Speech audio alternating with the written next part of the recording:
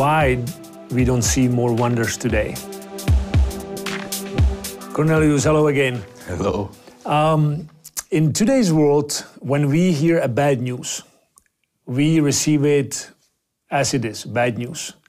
But can you maybe share from your experience some stories when people have received a bad news, but then after a while, after some time, they look back and it was actually a blessing?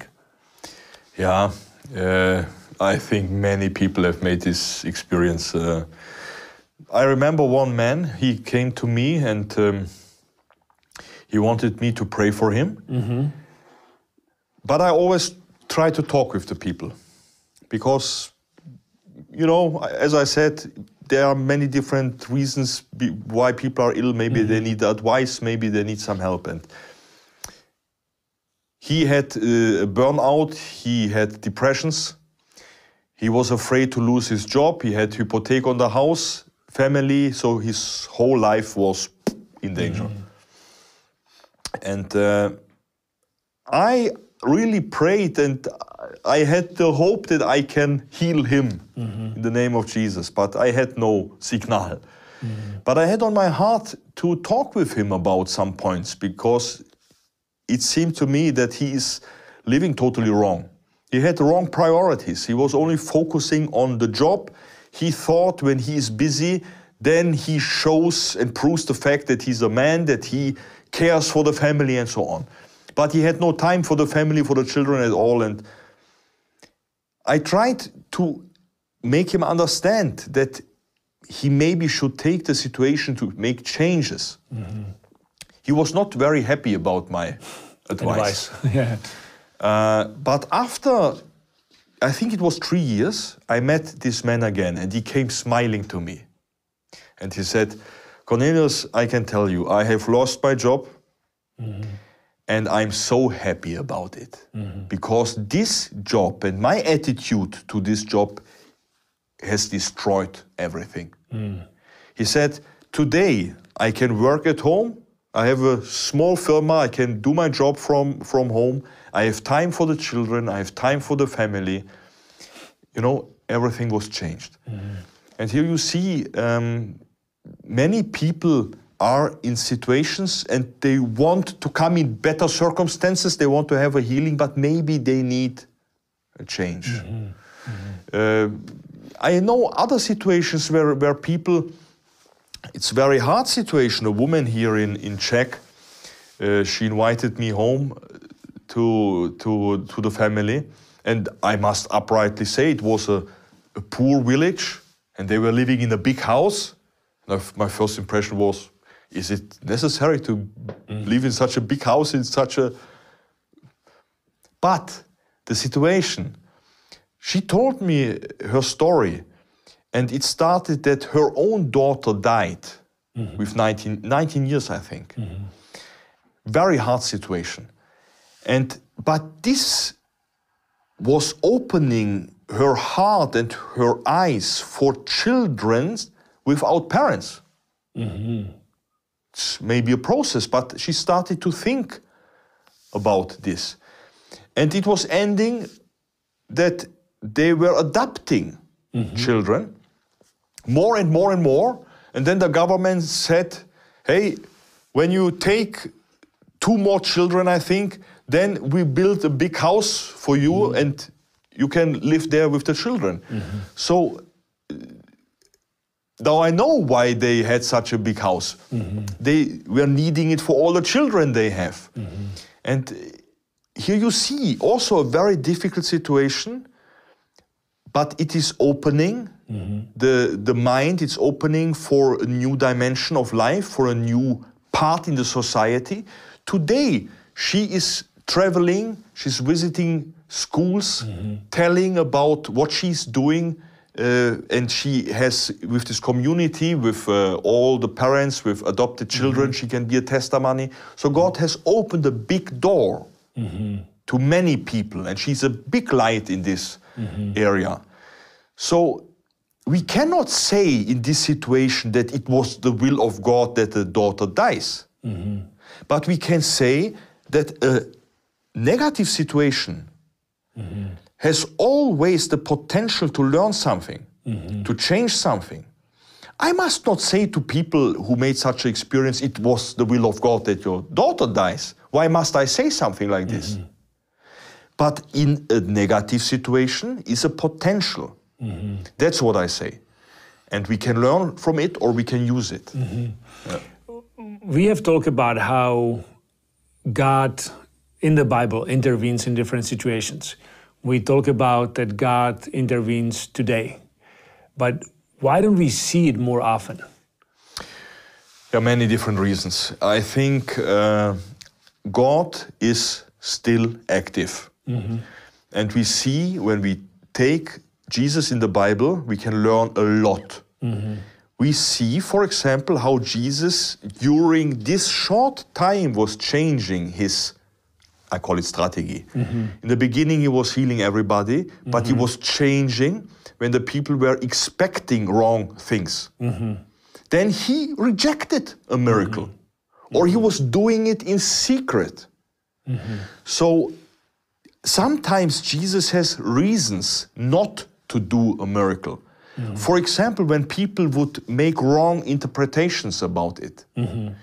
And this can go in different directions. But you see, Jesus is willing to do big things, but when we are not able to understand or make wrong interpretations, then it becomes difficult.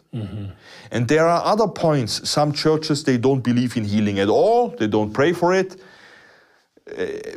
Others, they have wrong concepts. So I think there's today a big chaos. And this chaos makes it also difficult for God to deal with it. So I think the first step we can do to make the experience of more miracles, that is that we go back to the Bible and realize what is God really doing with this topic. How is he using this topic? I think when we Christians would start to behave like a bright candle in our dark situations, then God could use us much stronger also with wonders and so on. I can humbly say that I made again and again and again experiences with wonders and miracles. They are normal. Jesus was never wondering about them. But I had, at the same time, it was very hard. It was necessary to learn for me how to behave in difficult situations. So we cannot only focus on miracles. I think God is doing them today in the same way. But as I said, we have also to learn our lections in other directions. One idea that came to my mind, when we speak about miracles, does it mean that the person who receives the miracle or the wonder, are there in any way special? Is something about that in the Bible or? Yeah, I hope you understand what I mean, yeah.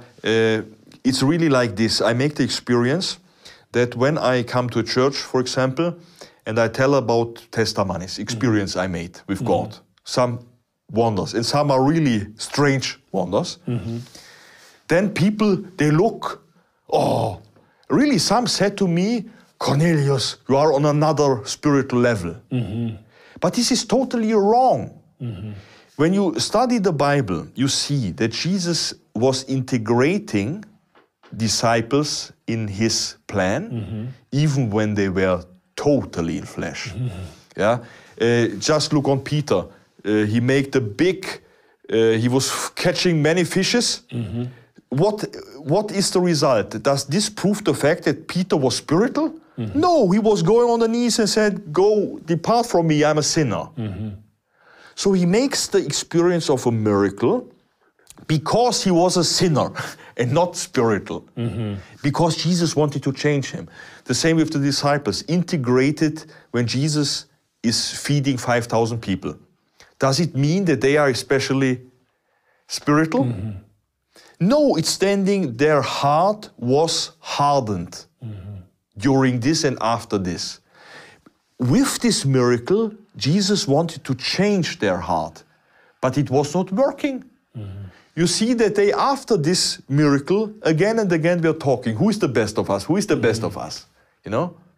So when people make the experience of a miracle, it doesn't prove the fact that they are special spiritual. But there is another side. It's only logical that when people are in fact spiritual, it means they live in harmony with God, they know what God is doing, how He deals. When they live in the Spirit, are obedient, trust, and do what God says, it's only logical that the things are happening then. Yeah?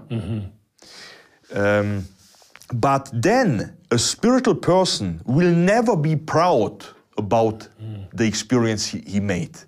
He's only thankful because he knows it's Jesus who has done it and not me, you know. So for both parties, it should be bringing them together to God in thankfulness and not leading them to pride. Everybody. When you are in a ministry and you make the experience of a wonder, you learn something. When it was a miracle from God, you learn something. Because I say it again and again, every miracle has a deeper meaning. Every miracle has something to learn.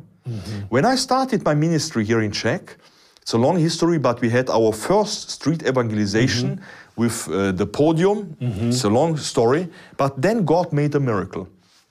There was a woman from the church, and she was not able to speak clear because she had an accident.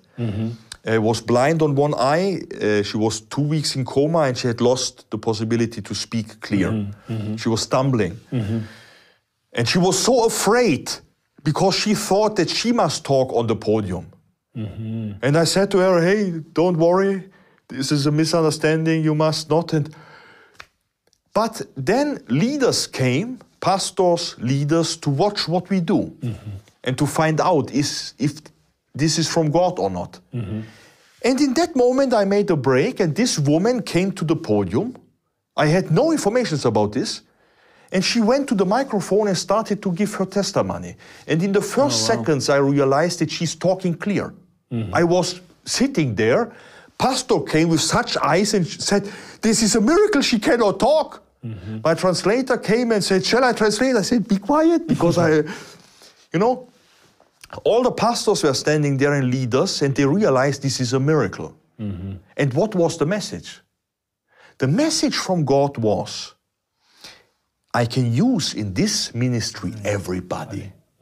Everybody. And God showed with this miracle, this is my work I want to do here. And I got the message when I was sitting there, really, this was for me. I realized in this ministry, God can use all of those people which have no place in the church at all. There are so many, they cannot play piano, they cannot preach, they are not good in this and that and that. But God can use those people on the Namesti.